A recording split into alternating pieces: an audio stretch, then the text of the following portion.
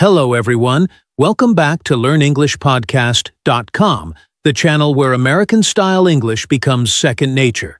I'm Wason, a teacher with 15 years in the classroom, and today I've got a big question for Lydia. How can learners practice English effectively without a partner? Great opener, Wason. The short answer is, you absolutely can practice solo and still thrive. When you study alone, you control your pace, your focus areas, and your schedule. Think of it like customizing a workout playlist. You choose whether today's reps are pronunciation drills, vocabulary sprints, or grammar stretches. I like that fitness analogy. Some listeners worry, if nobody corrects my mistakes, won't they fossilize? How do we avoid locking in bad habits while practicing alone? Could you give an American-friendly example? Maybe something everyday like ordering coffee at Starbucks? Sure thing. Try this self-monitoring routine. Record yourself saying, "Hi, can I get a medium vanilla latte, please?" Play it back beside a native clip. YouTube barista videos are gold. Compare stress on vanilla and the relaxed flap in latte tea. Re-record until the vibe matches. That's instant feedback, partner optional. Awesome. So self-recording covers pronunciation. What about building raw speaking fluency, the smooth flow?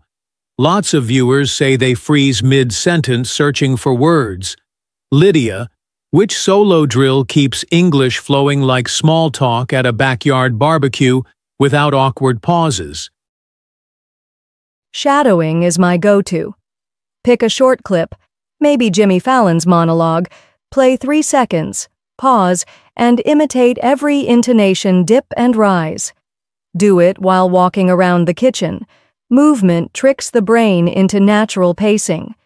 After 5 rounds, you'll notice sentences roll out smoother, like conversational autopilot. Let's tackle motivation. When nobody's texting study time, the couch looks extra comfy and Netflix whispers. What strategy transforms solo practice into a daily habit instead of a heroic one-off sprint that fizzles by Friday? Design a microschedule. For example, set 7:15 a.m. as your English espresso shot. 5 minutes read aloud headlines, 5 minutes shadow a weather report, 5 minutes journal. 15 minutes daily beat a 2-hour weekend cram. Apps like Habitica gamify streaks, turning consistency into a dopamine reward loop. Love it. Let's switch to myth-busting. First rumor clogging our comment section reads, "If I study alone, my accent will forever sound obviously foreign. Period." Lydia, can a solo learner genuinely tweak accent toward a natural American sound? False. Accent shifts with deliberate listening plus mouth muscle training. Use minimal pair drills, record ship versus sheep, then stretch facial muscles like actors. Exaggerate the long E. Combine with phonetic tutorials from Rachel's English channel. Over weeks you'll hear the difference. Neighbors will too. On to myth number 2. I'll repeat errors forever because nobody's there to flag them. That fear paralyzes many learners. Lydia, what's our counterpunch? And can you offer a digital tool example that catches slips instantly? Self-correction works when paired with tech. Turn on Google Docs voice typing, read an article aloud, and watch misrecognized words appear. If beach shows as bitch, you know the vowel's off. Stop, adjust mouth shape, reread. That instant visual feedback replaces a classroom red pen. Let's pivot from myths to practical drills. Could you walk us through a talk-to-yourself routine that specifically practices real American question patterns, like the rising intonation in "You good?" or the polite "Would you mind if—" Easy. Stand in front of a mirror while prepping breakfast. Ask out loud, "You ready for some eggs?" Then answer, "Yeah, I'm starving." Follow with a polite form. Would you mind grabbing the toast? Finish by confirming, sound good? This trains yes, no, request, and confirmation questions in natural rhythm. Those mirror drills rock. Now on to reading aloud. Newbies ask what material sparks improvement and how to dodge the dreaded robot voice. Which texts do you recommend? And what intonation tips keep reading vibrant? Choose lively content, BuzzFeed listicles, recipe blogs, or even sports commentary. Before reading, listen once to a native version if possible. Mark stress words with a highlighter, then perform it like slam poetry. Exaggerate pitch on key adjectives, crispy bacon. Recording helps you catch any flatline delivery. Great pointers. Listeners also love gadgets. Beyond Google Docs, which mobile apps deserve a spot on their home screen to sharpen pronunciation, track vocabulary, and inject healthy competition? Because leaderboards can seriously boost drive? For pronunciation, Elsa Speak gives instant AI scoring on each syllable. Vocabulary?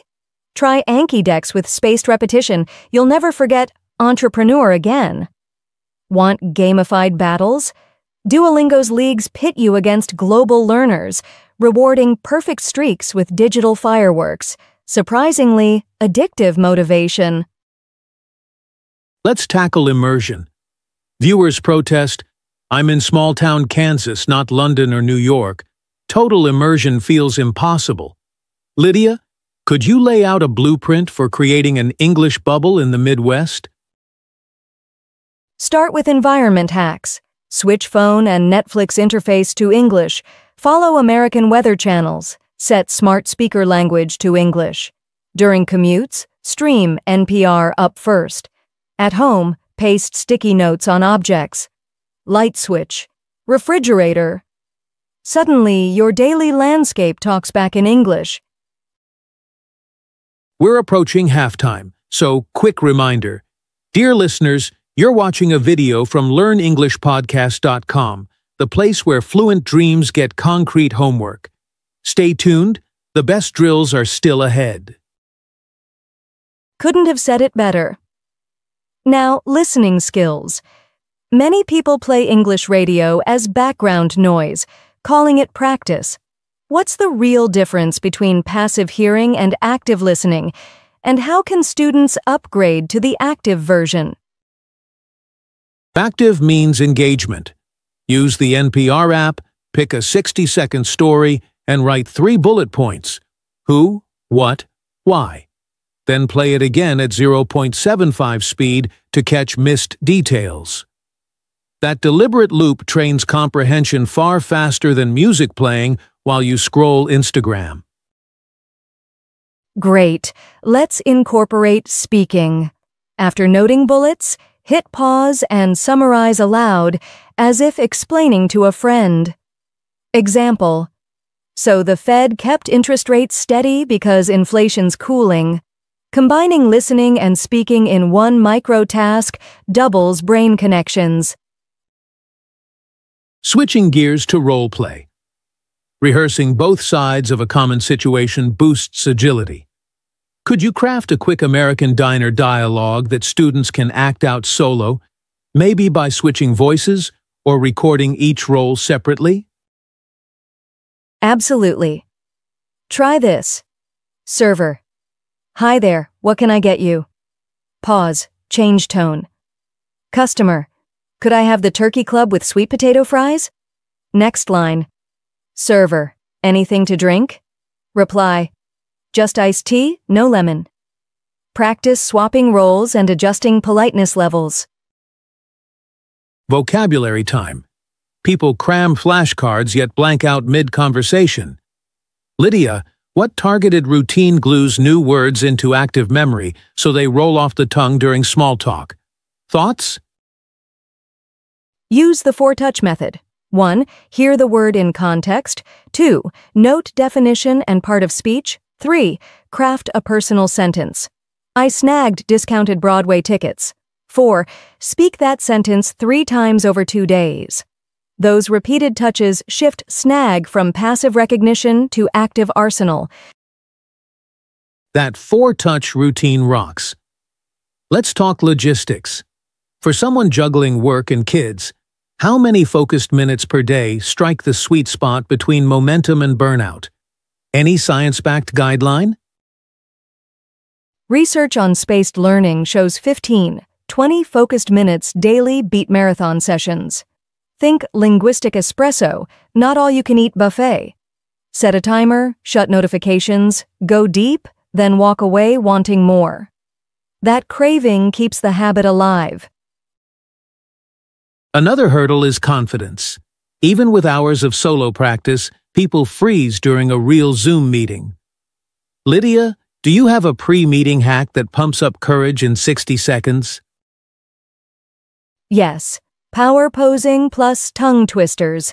Stand tall, hands on hips, breathe deeply while repeating Unique New York 5 times fast. It loosens jaw muscles and signals confidence hormones.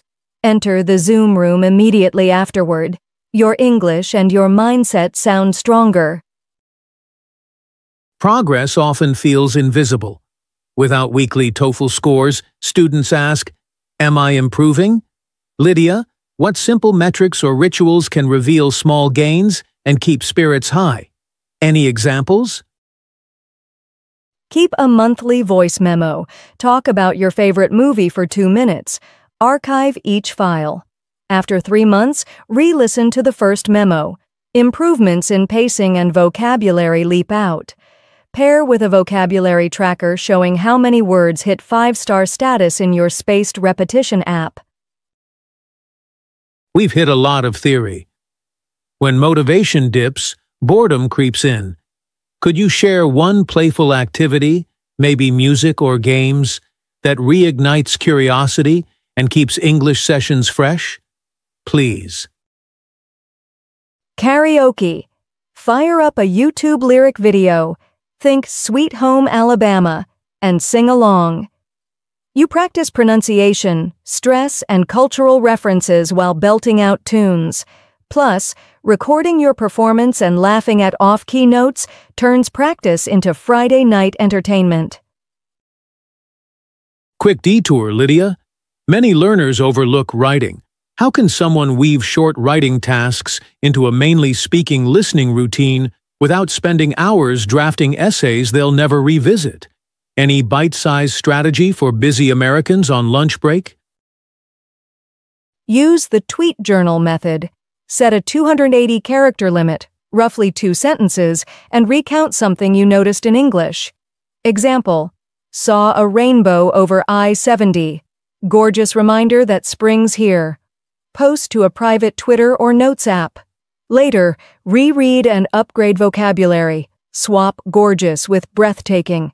This loop blends writing, editing, and vocabulary recycling in under 5 minutes. Fantastic. Another fear I hear. My mouth gets tired pronouncing American R and L. What daily muscle workout do you prescribe to make difficult sounds feel natural? Could you model it with the word pair light and right? Try the straw drill. Hold a coffee stirrer between your teeth. This stabilizes jaw position. Practice light with the tip of the tongue touching the ridge behind your top teeth, then right, curling slightly farther back. Alternate for 60 seconds. Over a week, the contrast sharpens and RL confusion fades. Learners also ask about thinking in English. Is there a specific exercise to switch internal monologue away from their native language during mundane tasks like grocery shopping? Any mental trick we can try today? Use the label and predict game. While pushing your cart, mentally name each item in English: avocados, paper towels. Next, predict a cashier question. Do you need bags? Whisper your answer under your mask. This constant naming and anticipating rewires inner speech without extra study time. Great. Let's touch on resources for authentic input.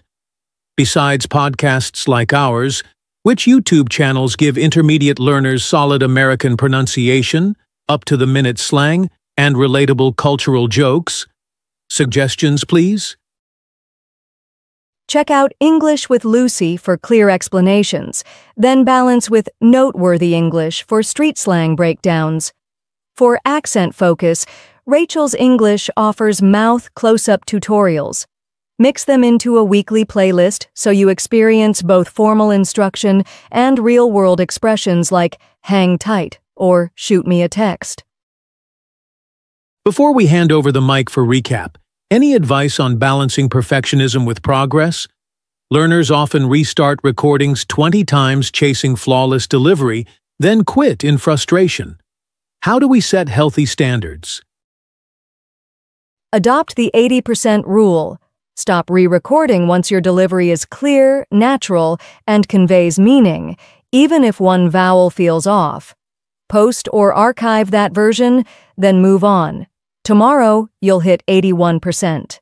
Chasing microscopic flaws steals time better spent expanding vocabulary or enjoying content.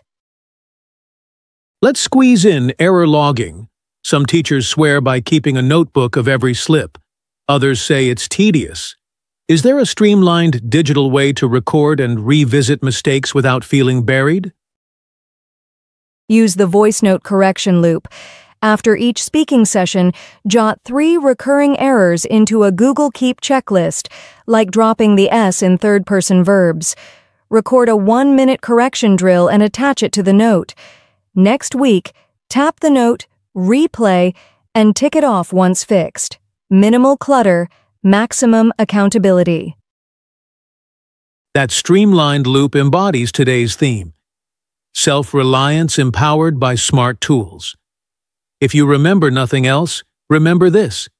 Practice daily, track smart, and celebrate tiny victories.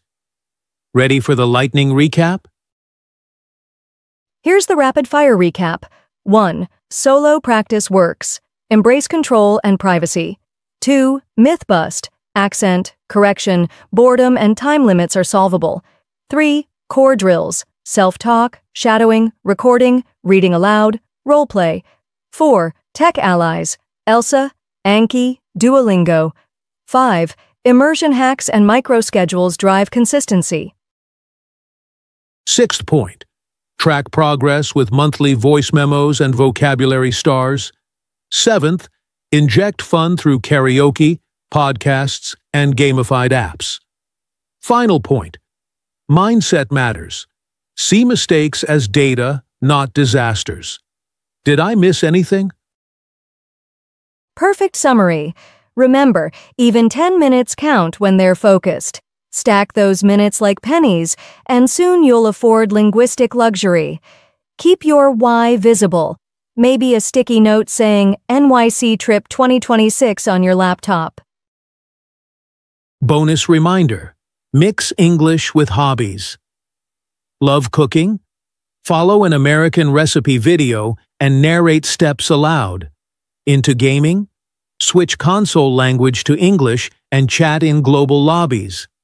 When practice piggybacks on pleasure, discipline feels effortless, and your 15-minute stretch naturally to 30. That brings us to our closing bell. If today's episode helped, smash the subscribe button and ring the notification bell so you never miss a lesson from LearnEnglishPodcast.com. Share this video with a friend who's convinced they can't practice solo, and drop a comment telling us which tip you'll try first. We read every note and cheer your wins. Until next time, keep talking to yourself, keep shadowing, and keep that English muscle flexing daily. This is Lydia signing off from LearnEnglishPodcast.com, where fluent dreams become everyday reality. And I'm Wason, wishing you bold questions, clear answers, and heaps of linguistic laughter. Keep practicing, keep shining, and remember, English favors the persistent. Happy learning, everyone. Bye for now.